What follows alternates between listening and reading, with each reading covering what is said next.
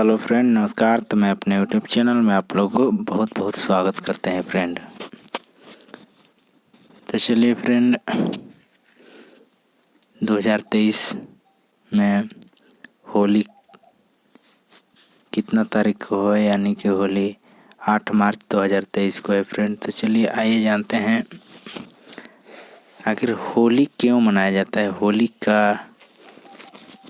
वेद पुराण में कथा के अनुसार मैं बताता हूँ फ्रेंड कि होली क्या है, क्यों मनाया जाता है फ्रेंड। तो चलिए फ्रेंड, मैं कथा को शुरू करने से पहले फ्रेंड मैं आप लोग को छोटी सी रिक्वेस्ट करता हूँ फ्रेंड कि प्लीज़ मेरा चैनल को सब्सक्राइब एवं बेल आइकन को प्रेस कीजिएगा फ्रेंड, ताकि मैं आप लोग को इसी तरह का वीडियो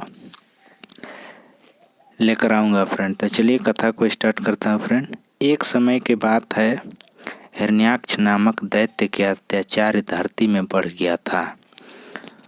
उस समय भगवान विष्णु ने बराह रूप धारण करके धरती में आया और हिरण्याक्ष को वध कर दिया। मतलब हिरण्याक्ष और हिरण्यकश्यपु नाम के दो भाई राक्षस थे। हिरण्याक्ष का अत्याचार धरती में बढ़ गया था। धरती में जब बढ़ गया था, उनको मारने के लिए यानी तारने के लिए भगवान स्वयं बराह रूप धारण करके आए थे, उनको मार। उन्हीं को बदला लेने के लिए हिरण्यकश्यपु ने तपस्या करने मंदराचल पर्वत में चल गया फ्रेंड। और वहाँ जाकर के मंदराचल पर्वत में 10,000 वर्ष तपस्या किया। और इसके बाद हिरण्यकश्यप को तपस्या से ब्रह्मा जी खुश हुए, और खुश जब हुए तो उन्होंने बोले कि वत्स मांगो, तुम क्या मांगना चाहते हो। तो हिरण्यकश्यपु ने कहा, पितामह आप अगर यदि मुझ पर खुश हैं तो मुझे अमर हो जाने का वरदान दे दीजिए। अमर हो जाने का वरदान दे दीजिए ताकि मैं अमर हो जाऊं। तो ब्रह्मा जी ने कहा कि वत्स ऐसा नहीं होता है, जो धरती में जो जन्म लिया है वो मृत्यु एक दिन निश्चित है। हाँ, तो तुम दूसरा वर मांगो, मैं तुम्हें देता हूँ। तो चलिए ठीक है। तो हिरण्यकश्यपु ने कहा कि ठीक है, तो दूसरा वर ये दीजिए कि न मैं दिन में मरूंगा, न रात में, न घर में मरूंगा, न बाहर, न आकाश में, न पाताल में, न जल में, न थल में, न अस्त्र से, न शस्त्र से, यहाँ तक कि सृष्टि में पैदा होने वाले किसी भी जीव से भी ना मरूं। एवं 12 महीना में 12 में भी किसी महीना में मैं न मरूं, ऐसा मुझे वरदान दीजिए फ्रेंड। तो देखे, ब्रह्मा जी भी चकित हो गए। उन्होंने क्या करी भाई, तो अमर हो जाने के जैसा ही वरदान मांग लिया। लेकिन उन्होंने क्या, अच्छा चलिए कोई बात नहीं है, तुम्हें तारना मारना हमको है, यथास्तु कह करके वो अब चले गए। इसके बाद जब पता चल गया था कि देवराज इंद्र के पता चल गया था कि हिरण्यकश्यपु तपस्या करने चल गया है, तो देवराज इंद्र ने क्या किया कि अपने देवता सहित हिरण्यकश्यपु के नगर में जा कर के आक्रमण कर दिया और सब राक्षस लोग के मारने लगे। सब राक्षस लोग के मारते मारते जब राक्षस लोग तबाह हो गए, मर गए, कुछ इधर उधर कंदरा गुफा में घुस गए फ्रेंड। तो एक बची थी हिरण्यकश्यपु की पत्नी, जिसका नाम था क्याधो। और क्याधो उस समय सोच लीजिए गर्भवती थी, तो वो तो इधर उधर जा नहीं सकती थी। तो इंद्र सोचा कि गर्भवती स्त्री को तो मैं मार नहीं सकता हूँ, लेकिन इसको मैंने ले जाता हूँ। तो अपना रथ में बिठा कर ले जाने लगा अमरावती की ओर। तो वहाँ जब ले जाने लगा, तो ले जाने के उपरांत में नारद भगवान आ गए। नारद भगवान बोले कि ये अबला नारी को, गर्भवती स्त्री को तुम कहाँ ले जा रहे हो।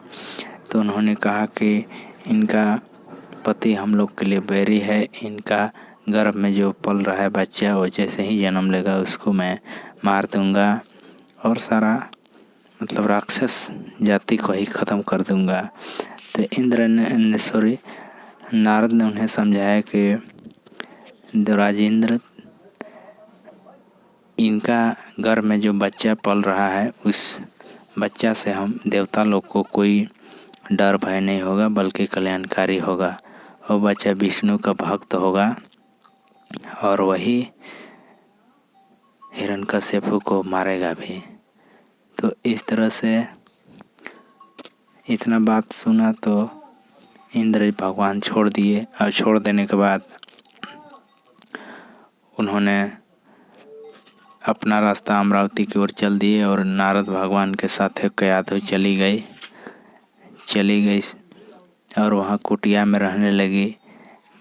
नारद भगवान समय मिलता तो नारद भगवान खुद तपस्वी की भांति तो रहते हैं, उसी तरह वो कयाधु भी रहने लगी। समय मिलने पर नारद जी भक्ति ज्ञान वैराग भगवान के दिव्य स्वरूप अनंत गुणों का उपदेश देते थे। इस तरह से प्रहलाद जी ने अपने माँ के गर्भ से ही भगवान विष्णु का नाम जपने लगा था। समय बीता, प्रहलाद का जन्म हुआ। हिरण्यकश्यप तब तक वापस आ गया था। फ्रेंड, तो आगे मैं बताता हूँ कि जब हिरण्यकश्यप आ गया था और तब तक प्रहलाद जन्म ले चुका था, उसको पढ़ाने के लिए असुरों के गुरु शुक्राचार्य के यहाँ भेज दिया गया। शुक्राचार्य असुर के गुरु हैं। षंड व अमरक नाम के राक्षस गुरु के यहाँ भेज दिया गया। वहाँ एक गुरुकुल में रहने लगा। वहाँ गुरुकुल में तो रहता तो था फ्रेंड, लेकिन वो हमेशा भगवान के ही करता था। लेकिन वहाँ राक्षस गुरु उन्हें मना करते थे। अर्थनीति राजनीति का पाठ पढ़ाया करते थे, जो कि प्रहलाद को अच्छा नहीं लगता था। वो सुनता नहीं था, जैसे तैसे करके रोज़ पढ़ाई लिखाई करता था। तो इस प्रकार से एक दिन उसका पिताजी यानी हिरण्यकश्यप उन्हें बुलवाया कि प्रहलाद बेटा मेरा क्या पढ़ाई इतना दिन में किया। तो उन्होंने बुलाया अपने यहाँ। तो बुलाने के पश्चात बोला कि बेटा प्रहलाद तुम क्या सीखा। तो पापा मैं कुछ नहीं सीखा हूँ, क्योंकि मुझे अर्थनीति राजनीति का पाठ पढ़ाया जाता है और मतलब दूसरे ढंग से पढ़ाई किया जाता है, जो कि मुझे अच्छा नहीं लगता है और मुझे भगवान के भजन में मन लगता है। लेकिन उन लोग ने उस तरह का भगवान को नाम लेने से मना करते हैं। उनको बहुत बड़ा क्रोध आया है। हिरण्यकश्यप को बहुत बड़ा क्रोध आया। जब क्रोध आया तो अपने गोद से फेंक दिया। षंड अमरक को बोला तुम दोनों ने मेरा बैरी विष्णु का नाम अपने सिखा दिया, इसे मार दो। षंड अमरक शुक्राचार्य का बेटा था। षंड और अमरक ने प्रहलाद को ले जाकर बड़े बड़े दाढ़ी वाला विकराल वादन दाढ़ी वाला मूछ वाला असुर त्रिशूल से पार करने लगा, लेकिन प्रहलाद को कुछ नहीं हुआ। प्रहलाद को हाथी से कुचलने का प्रयास किया गया कि इसे मार दो, ये विष्णु का भक्त हो गया है और विष्णु से मेरा बैरी है, उसे बदला लेना है। तो हाथी से कुचलवाने का प्रयास किया गया। सांप वाला कुआं में डाला गया, पहाड़ की चोटी से फेंका गया, विष पिलाया गया, समुद्र में गोता लगवाया गया, लेकिन कुछ नहीं हुआ। तब हिरण्यकश्यप ने दंड स्वरूप आग में जलाने का आदेश दिया। तब हिरण्यकश्यप ने दंड स्वरूप आग में जलाने का आदेश दिया। इसके लिए राजा ने अपने बहन होलिका को बोली कि जाओ बहन, जलती हुई आग में प्रहलाद को लेकर बैठ जाओ।